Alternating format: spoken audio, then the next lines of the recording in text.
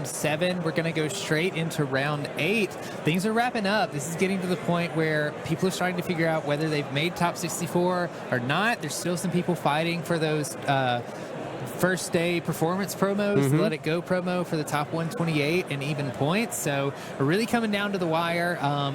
There's still a ton of people here, by the way. Oh, yeah. It is still packed out there. You'd think it'd start trickling out by now, but no. No, everybody's still sticking around. I don't even think that the side events are open right now. It's just a ton of people hanging around. It's really awesome. Playing Lorcana casually in the free play area, it's fantastic.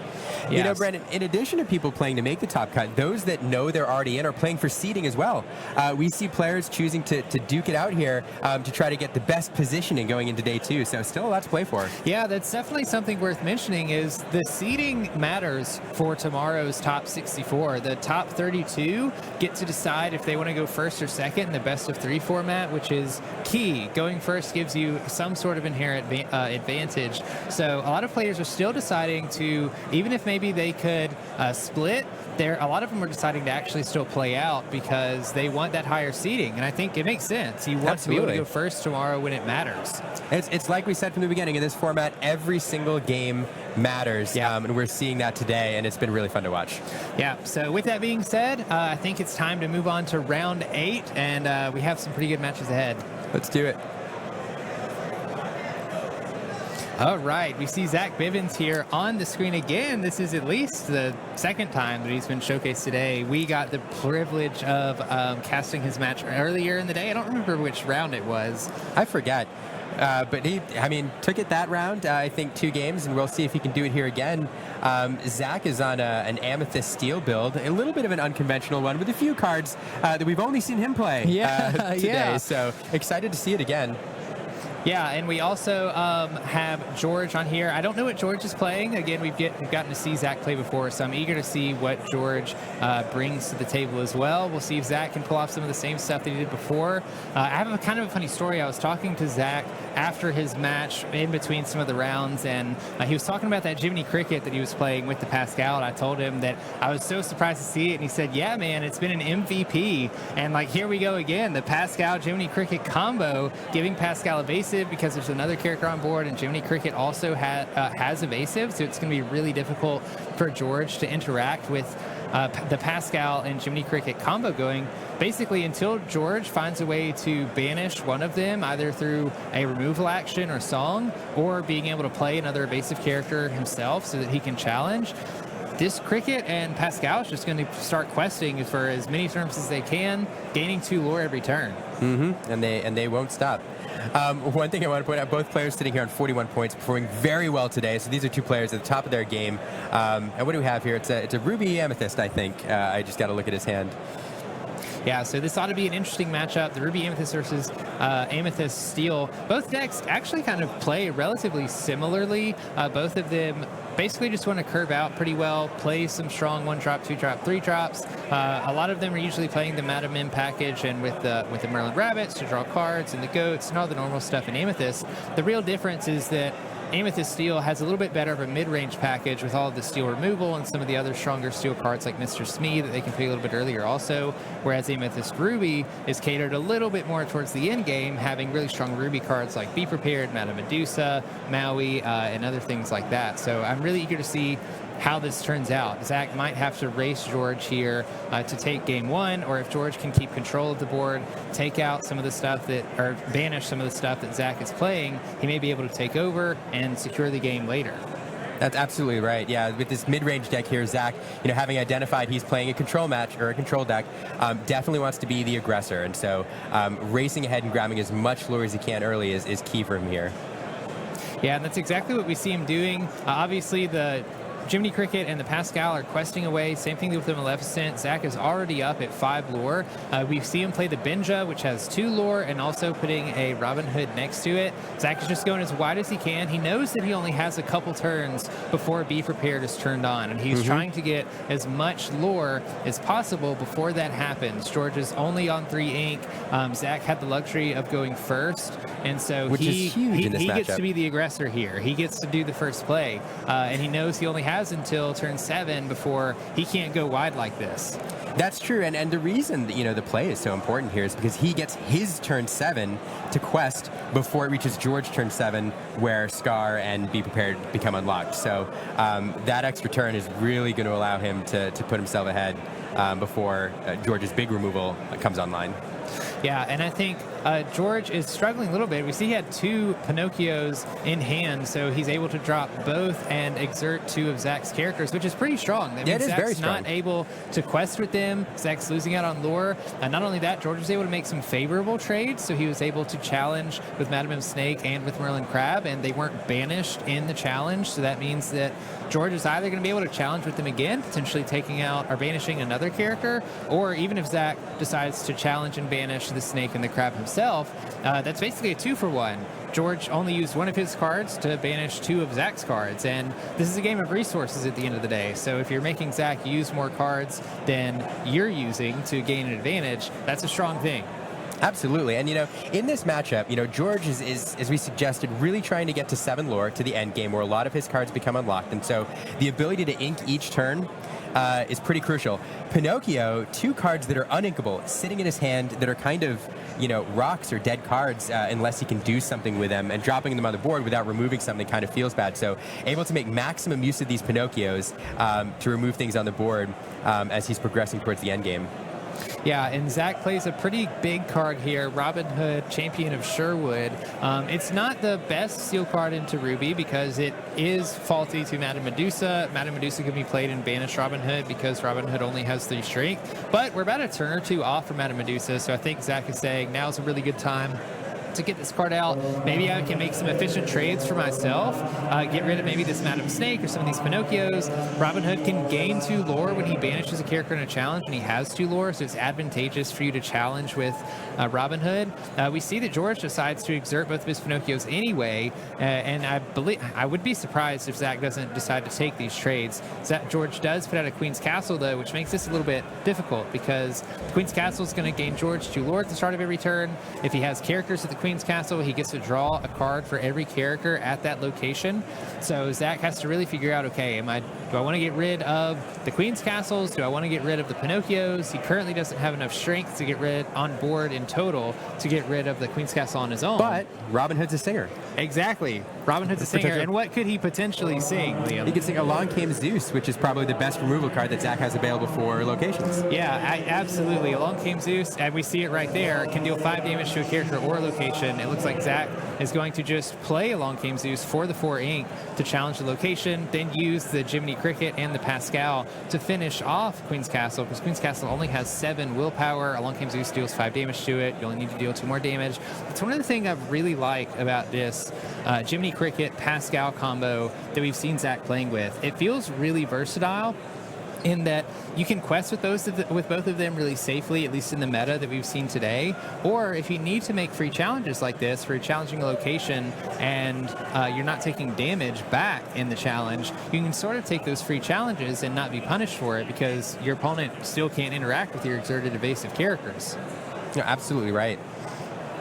And here, George playing a Lady Tremaine. Lady Tremaine, when she's played, forces your opponent to choose and banish one of their own characters. So probably would have liked to get rid of that Robin Hood, but Zack choosing to banish his Pascal as a character of choice, which is the character that's conditionally evasive and the least strong in terms of stats. So. Yeah, it definitely makes sense to me why you got rid of Pascal. You constantly have to have a character on board, and we're getting to the point on George's deck where he's getting really close to that 7 ink, and so Zack is trying to, at this point, play around something like Be Prepared, which he knows is probably coming, knowing that George is getting closer to 7 ink. He can't play a board too wide. I think that's why we see him play a Merlin Rabbit, because he knows that if George does play Be Prepared next turn, at least when the Merlin Rabbit gets banished, he'll be able to draw a card off of that Merlin Rabbit. We do see him decide to challenge and banish the Snake with Robin Hood, Champion of Sherwood, which makes sense. Like I said, Robin Hood gains lore when he banishes a character in a challenge, so it really doesn't make any difference if he quests with Robin Hood or challenges and banishes with the Snake, because regardless of if George is playing Be Prepared next turn or not, you still want to play as if he doesn't have it. Because if he doesn't have it, you'd prefer for George to have the low or the worst board state, and you're still progressing your win condition through Robin Hood by making that challenge. Robin Hood's such a strong card. As you suggested, he managed to get control of the board, banish 2 different characters, and gain 4 lore off that Robin Hood while it's been in play. Yeah, and it So looks here- like Robin Hood's going to be banished by Lady Tremaine, and Zack should be able to draw a card off of that challenge because Robin Hood gets to draw a card when he's banished in a It's just challenge. so good. It's such Like the a icing good, on the cake. It is such a good steel card. I think if I had to pick a favorite legendary from Into the Inklands, I think it would be Robin Hood. It's just super strong. I love the art on the card. I'm a big fan of steel in general, and it just does all the things you want it to do. I love the art. He's carrying a little tag along there, which is the name of that character. The Disney in this game is, I love it so much.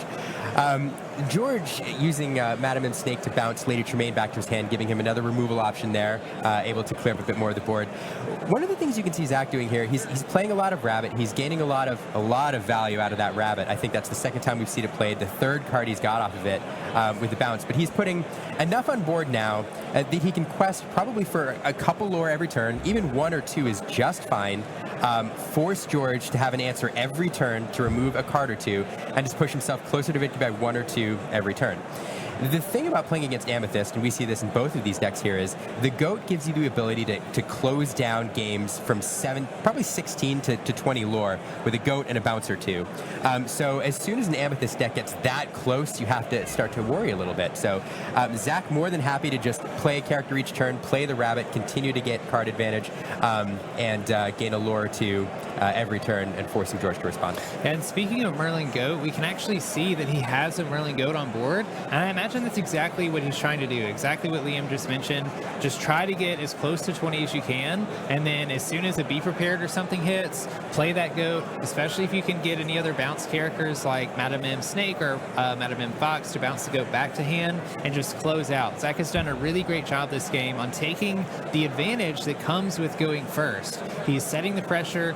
He's questing. He's forcing George to respond to everything. George hasn't had a ton of free time to actually quest this game. You can see that Zack has 14 lore, George only having 5, and George is in a spot again where he's having to respond to Zack. He knows that Zack's playing Amethyst. He knows that Amethyst has quite a few cards that can gain lore instantly, and being so close to 20, you just can't let Zack get away with leaving characters on board, even if they're only questing for 1 lore a turn.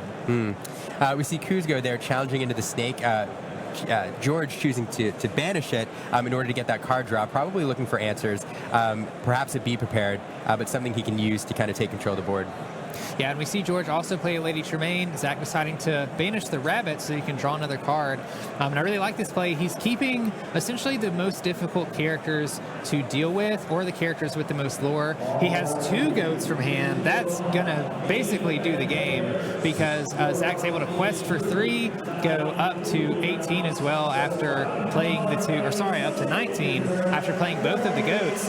And at this point, George has to win next game or Zack wins the game, basically because if George doesn't win, then the Goats either quest next turn and get Zack to 20, or if you banish the Goats, they're going to gain Zack a lore when Goat leaves play and get him to 20. Absolutely. Goat giving you a lore when it enters and leaves play. Every time it hits the board, it represents 2 lore because you're getting a lore when it comes into play and when it either quests or leaves play. It's a fantastic card. It's one of the reasons that Amethyst is so scary in this meta. Yeah, I'll be honest. I think Zack showed you exactly how that deck wants to be played. He played Amethyst. He had a great hand. He put on the pressure early, especially into that matchup where you know you only have a limited amount of time before those Be Prepared, before the Madame Medusas, before the Lady Tremaines come along, and then finishes it off with those cards like Merlin Goat. I mean, it was beautiful. It was by the book. It was textbook. But being on the play definitely helped. Absolutely. Do you want to see how he does on the draw? Yeah, let's see if it's a little bit tougher for Zack on the draw here in this next game. So this time George should be able to make the first play. We'll see if he gets a strong opener. Looks like both characters are in their altering phase right now. Choosing to alter 5 cards, it's a pretty strong alter. You know, one of the things that makes Lorcana so interesting and different from some other card games is the altering hands rule. It's known in other games as a mulligan, but this is when you look at your opening hand, you can choose whether or not to keep that hand. And in Lorcana, you can look at your first 7 cards and you can choose any number of those to put on the bottom of your deck deck and then to draw that many cards. And knowing which cards to get rid of and which cards to keep depending on your matchup is such a crucial part of this game, and that can really win or lose you the game right from the jump. Yeah, it's one of the things that I like most about the game, because exactly like you said, you can search for specific cards. When I see a player mulligan a bunch of cards out of their hand like that either tells me they opened a really bad hand or they're searching specifically for a certain card. And I know we've seen from the last time we watched Zack, when he was in a more reactionary role, he has other cards that he can play outside of something like a more aggressive line like Jiminy Cricket and Pascal, maybe something like a Mr. Smee coming, or something that he's going to be able to challenge other characters with, keep George at bay, because in this game the roles are basically reversed like they were last time. George has the opportunity to make the first move, start questing, use your characters to go wide, but we see Zack play the Jiminy Cricket instead. You know, one thing that occurred to me last game as we were talking about Jiminy Cricket is one of the things that makes it good in this meta is Pascal has seen a lot of play, and Jiminy Cricket really is an anti-Pascal. It has one extra willpower, enabling it to challenge the evasive Pascal while surviving, which makes it just a really great play, especially here where Zack's responding to George's aggression with that Pascal. Yeah, and I won't lie, George had a really great opening. Outside of maybe playing 2 1-drops instead of a 1-drop and a 2-drop, being able to play a Minnie Mouse stylish Surfer on turn 3 is usually very strong for this deck, because she can quest for 2 lore, she has 3 willpower. She's one of the cheapest evasive characters in the game that just straight have evasive with no more, or with no other restrictions to whether or not they have evasive like Pascal. But if I had to guess, I think Zack knew that Minnie Mouse was going to be pretty popular today, because just like how Jiminy Cricket can challenge Pascal, Pascal's exerted, Zack's playing purple, or he's playing amethyst. So you can play a Merlin Crab and give Jiminy Cricket Challenger +3, and then use the Jiminy Cricket to challenge and banish the Minnie Mouse, since they both have evasive. He's also playing Smash, so if he wants to, he can just exert 3 ink, play Smash, deal 3 damage to Minnie Mouse, and get rid of that evasive character that's usually a very aggressive play and a really strong play, especially if you can play it on turn 3 from the Ruby Amethyst side. Yeah, this game excites me so much watching this. Brandon, I mean, what we're seeing from these decks is really a huge role reversal, you know, as you said. George is going with a very aggressive line, getting the high lore Minnie Mouse on the board, trying to go wide a little bit. He would have a couple more lore on board with that Pascal if it wasn't for the Jiminy there threatening removal. And Zack, if you look at his hand, he's mulliganed into a lot of control-y cards with the Crab, with the Foxes, and cards that allow him to gain control of the board. So where in the first game you saw Zack try to push the lore lead early, he's altered his hand into a lot of cards which would help him control the board, while George, playing the control deck, seems to have taken a very aggressive start trying to go wide and get a lore lead early. So, you know, George kind of reacting to the first game, and then Zack anticipating that reaction and trying to counteract. Yeah, Repost. Absolutely. It's like, I mean, when both players are playing Amethyst, it's like we mentioned in the last game. You know that both players are going to be playing Berlin Goats. It's very advantageous for them to get as much lore as possible as fast as they can before their opponent can fully react and stabilize, so that hopefully you can just squeak your way into 20 with a couple of Merlin Goat bounces, which, for those that don't know, you can play Merlin Goat, gain a lore when it enters play and when it leaves play, and you can usually bounce those cards through cards like Madame Mim Snake and Madame Mim Fox, sort of Merlin and Madame Mim chasing each other like you see in the movies, which is pretty fun. I love it so much. Also, George, you know, managing to get some card draw here these first couple turns. I think he's played a Friends already. The Rabbits come into play, and Maleficent, all allowing him to draw cards to look for some of those crucial control answers he's going to need near the end of the game to keep control of the board and push him over the top eventually. You know, one of the scary things that I'm seeing in Zack's hand too is we have a lot of options for bounce cards, and the longer that I stare at that Merlin Crab, the scarier that gets, because Merlin Crab, similar to Merlin Rabbit and Merlin Goat, not only gives Challenger +3 when he's played, he also gives Challenger +3 to a character you choose when he leaves play. So Zack has really strong turns ahead of him, he can play Madam M Snake to bounce the crab and then give something like Jiminy Cricket or Maleficent, Challenger +3 to challenge him to something that has more willpower than a thing normally has strength.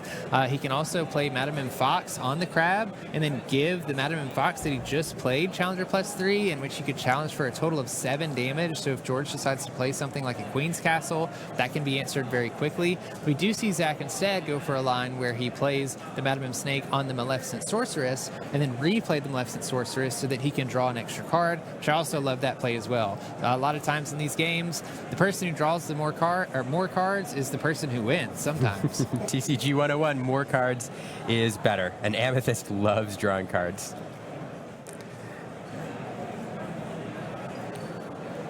I think this is another one of those scenarios where when you have an Amethyst versus Amethyst matchup, you have sort of a... I wouldn't call Ruby Amethyst exactly mid-range, but when they're playing aggressive like this, and we're playing a bunch of mid-range Amethyst characters, if we're being honest, the boards are going back and forth. Unlike the first game where Zack took a huge lore lead early, both players are responding to each other's boards. It's difficult for one to get ahead of the other one. And I think the closer that George gets to turn 7, like we talked about before with Be Prepared and things like that, George has the luxury of, before playing a Be Prepared, he can completely quest out with his characters, gain all of that lore at once, and then banish all of the characters on board. So I'm not sure if he has a Be Prepared in hand or not, but Zack being in this reactive role for so long hasn't been able to gain a bunch of lore himself. And being the steel player on top of that, he doesn't have a phenomenal late game either. Right. Yeah, and the card draw is so crucial here. You know, both players drawing for their endgame cards, but Zack needs to think about...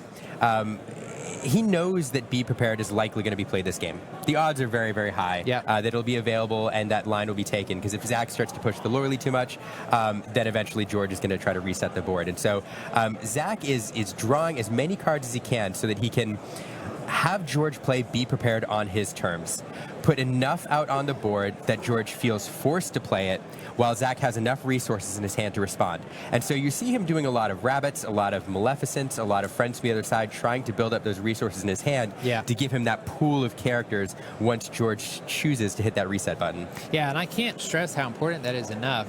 Be Prepared is a very scary card. It has been since set 1. But part of the reason that it's scary is because it can be a blowout. If you don't have a way to bounce back from Be Prepared, then a lot of times that's enough to lose you the game. So just like you said, being able to utilize all of the cards in Amethyst that draw you cards extremely efficiently, cards like Merlin Rabbit that'll draw you a card when played and then when they leave play, Zack's setting himself up to be able to just play out a whole nother hand of cards, just like you said, after a Be Prepared. Lady Tremaine now coming on the board for George, forcing Zack to choose and banish one of his own characters, choosing a Jiminy Cricket in this scenario.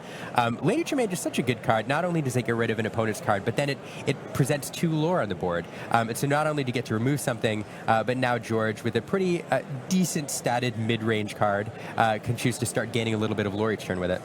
Yeah, if I'm George, I'm feeling pretty okay right now. I'm not sure how many cards are in his hand. It doesn't look like there's too many. You could probably use a little bit more card draw. He's probably hoping for, but as the Ruby Amethyst player, I think you're a little bit more favored in a matchup like this the longer that the game goes on, because you have more of those answers like Lady Tremaine that we saw, where you can slow Zack down if he starts playing too many threats on board. I imagine there's also some Madame Medusas that we haven't seen and some Mauis as well. There's a lot of answers that George has to not only keep Zack on the back foot, but George can also, like you mentioned, if he plays a Lady Tremaine that can quest for 2 lore, that's a threat for Zack's side, because you don't want George gaining a bunch of lore either, being an Amethyst and getting close to 20. No, that's absolutely right. And Zack, knowing that, chooses to use Merlin Rabbit to sing along came Zeus to remove Lady Tremaine, then using the Fox to bounce the rabbit back to hand, getting another card. And here, all of a sudden, George is sitting with an empty board, and Zack with a couple characters there, ready to quest next turn if the option's available. Yeah, I mean, we talk about how much Amethyst is good at bouncing characters back to hand, but I feel like this game has been bouncing back and forth between these 2 characters, or between these 2 players, and who's taking the lead, because it feels like every turn one person has the advantage and the other person doesn't, just by how the opponent responds with all of the removal actions and songs available within both Ruby and Steel that both of these players are playing. Absolutely. Absolutely. Here we have a Queen's Castle coming down. Queen's Castle, a location with 2 lore. And whenever there's a character there at the start of your turn, you get to draw an extra card per turn. So fantastic location to play. As you pointed out earlier, Brandon, Zack does have some options available. We've seen foxes and crabs come and go, though, and as well as a log came Zeus. So we'll see if Zack is able to remove this location before George gets any benefit from it. Yeah, I actually really like this play from George because, like you said, we've seen quite a few of the answers that Zack would normally have to this Queen's Castle be played. He only has Jiminy Cricket and Maleficent that can challenge. They'll only be able to deal 3 damage total to this Queen's Castle. And if George does something like play a Be Prepared soon and wipes the entire board, the Queen's Castle is still going to be there. And it's going to be even more difficult for Zack to get rid of. But it looks like he had a Madame M. Fox in hand that he was able to play to clean up this Queen's Castle, bouncing back the Maleficent Sorceress, which is a smart play. He can replay that Maleficent Sorceress and continue to draw cards. We've talked about how important, especially in this matchup, that just drawing more cards than your opponent is. So Zack definitely knows what he's doing in that regard. Absolutely, and able to remove it very efficiently. George lost to Queen's Castle, while Zack, yes, he had to return a Maleficent to his hand, but he's going to get that benefit from her entering play again, and left with the Fox on the board. So George counters, of course, with a Madame Medusa, another removal card, removing Rabbit from play. You know, Brandon, it always feels bad to me banishing an opponent's Rabbit, because you know they're getting the card draw off of it, but that's much better than having your opponent bounce it back to their hand and play it over and over again. So sometimes it feels bad, but removing that Rabbit on your terms is definitely the way to go. Yeah, I totally agree. It's difficult when I'm playing Steel or playing Ruby and I see my opponent play a Rabbit and I know that I'm forced to remove it, because you don't want your opponent to draw a card, right? You don't want to give them more resources to potentially gain an advantage over you, but that's the minimum amount of cards that Rabbit is going to draw is Absolutely. 2, 1 in play and 1 out of play, regardless of what you do. So you might as well banish it while you can, like you said, instead of giving Zack the ability to bounce the Rabbits back and forth. And Zack here going wide, choosing to put a 2 lore Smee on the board. Rabbit, we have 5 characters on the board, which will allow him to push the lore a little bit next turn. Definitely at this point inviting a Be Prepared or some other removal. Maui comes in to remove the Fox. George happy to just match the characters on board, quest for a couple lore, and now we're even at 7. Yeah, like I said, this game has been back and forth. They've been neck and neck here on the lore gain aspect. Both players at 7 lore, meeting back up again there. I was a little bit surprised to see Zack go wide there. I'm wondering if he's thinking to himself, maybe he has a pretty decent hand, it looks like, and he hasn't seen a Be Prepared yet. If George had a Be Prepared previously, he probably would have played it already. So I'm thinking that Zack might be saying, look, I really want to put the pressure on now. If George has the Be Prepared, I can play other cards out and recoup from a Be Prepared, but otherwise, if he doesn't have to Be Prepared, I'm going to rush him down, because Zack, being the Steel player with Amethyst versus the Ruby player with Amethyst, knows he probably doesn't have all the time in the world before he needs to start cleaning this game up. No, I think you're absolutely right. Zack here choosing to say, you know what, I'm gonna go for it. I'm gonna exert all my characters' quest, put myself at 12 lore, get closer to striking distance with a goat or a goat bounce, or perhaps 2 goats as we saw last game. So, and now you're getting to the point now where George has to really start responding to Zack.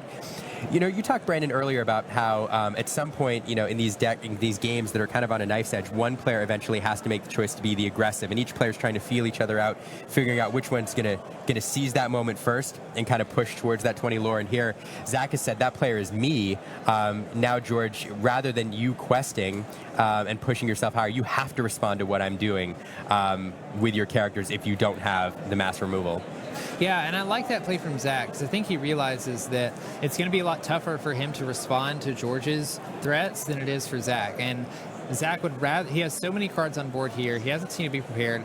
I think he's just saying, you know what, I'm going to force George to respond to me every single turn. If George is challenging my characters, if he's having to waste time using resources to get rid of rabbits and binges and cards that, I mean, they're strong cards, but it's not like they're game winning just with one quest or anything, right? Like they don't have 3 or 4 lore on those bodies, then he's not questing. George isn't questing if he's responding to all of these things, and that's slowing George down, and it's also speeding Zack up, getting him closer to that 20 point. I don't know that we've seen a goat yet from Zack, so at some point he's bound to draw one. I feel like I've seen 100 rabbits. There's 4 of them on we must board have seen right every now. rabbit. There's only 4 rabbits per deck, right? Yeah, there's only 4 in deck, and I've lost track of how many times they've been bounced and replayed, so who knows how many rabbits are in each player's deck, but they have drawn a ton of cards. I know that for sure. So many rabbits. Yeah, George, using those, speaking of rabbits, George has played and replayed those rabbits so many times now, leads me to believe he's looking for something, probably mass removal with the Be Prepared. But here he swung the board state, definitely in his favor with 5 characters on board as opposed to Zack's 3. But crucially, 4 lore with Benja representing 2 lore. So if he chooses, Zack can go up to 16 this turn, again putting him within striking distance of a goat bounce. Yeah, this is a super tight game. I saw Zack counting the lore on George's side of the board because George with this many characters on board, he's going to be able to quest for quite a good bit. He wasn't that far behind Zack, and I think Zack's saying, do I just need to go for this, or do I need to try to respond to this huge board? If George is able to answer me, then he might have a board so big that I can't come back from it. I have to mention this Jiminy Cricket is just putting in work. The evasive. Has that been there since the second turn? Yeah, I don't know if that's been the one that's been there since the second turn, but it's so difficult for George to get rid of because when George plays Lady Tremaine, Zack's able to pick other stuff, and you really don't want to play Madame Medusa on a Jiminy Cricket of all things. We've seen him play Madame Medusa and choose rabbits and other cards before this, but Jiminy Cricket is just sitting there quietly questing away with the evasive being very difficult to get rid of. George, of course, has cards like Minnie Mouse in the deck, but I guess he hasn't seen those to play them in order to combat the Jiminy Cricket's evasive. But even a Minnie Mouse would need a crab or something else with only 1 and the 1 strength to remove the 2 willpower Jiminy Cricket. So, and here we see the goat pushing Zack to 17. It's just becoming tougher and tougher here. Yeah, Zack is getting closer and closer to 20 lore. George is realizing he needs to act fast. The goat on board means that Zack is basically at 18 lore, because even if he banishes the goat is going to gain another lore for the turn. Zack could be holding on to cards that let him bounce the goat. If he's able to bounce the goat back to his hand and then replay the goat, that's essentially going to be game. I feel like at this point, George really needs to be prepared, or else this game is over. We see him full quest with everything, so he may just have to be prepared already. Yep, and there it is. That's what he needed. Zack pointing out he's going to get a card off 2 rabbits, and then 1 lore off the goat as well, pushing him to 18. So, unfortunately, when you have to play the Be Prepared from your hand from your hand with ink rather than singing it, now Zack is able to respond right away and put cards on the board first. George able to put a lowly crab out there. Yeah, it's good to have something out there instead of nothing. George is able to get up to 10 ink, so thankfully for him, he's been able to play that 7 cost to be prepared and still respond with something. Zack is going to come back, oh goodness, with a goat. And there's the goat. Okay, yeah. And that's it. George says, I can't respond to this, and Zack is going to take that match 2-0 in round 8. What a fantastic match. We saw, throughout kind of on a knife's edge, both players, slowly building their board space, responding, drawing cards, trying to find their answers, and each player waiting for that moment when they thought, all right, now is my time to seize this match, to be the aggressor, to charge ahead in lore and force my opponent to respond. And Zack picked his moment to go from 7 to 12 lore and didn't look back from there. Yeah, I think that was a really great showcase of 2 really good players playing this back and forth game where both of them had to be aware of, like you said, who was the aggressor and who wasn't. And you have to know when to push forward at the right time, because if you push forward too early and your opponent's able to respond to you and then come back from that can be devastating. But done at the right time, you can get just close enough to 20 that you can run away with the game like that. Crickets. Jimmy Crickets, people. Don't sleep on them. Apparently not. All right, we're going to go to break, and we're going to bring you a player interview right after that.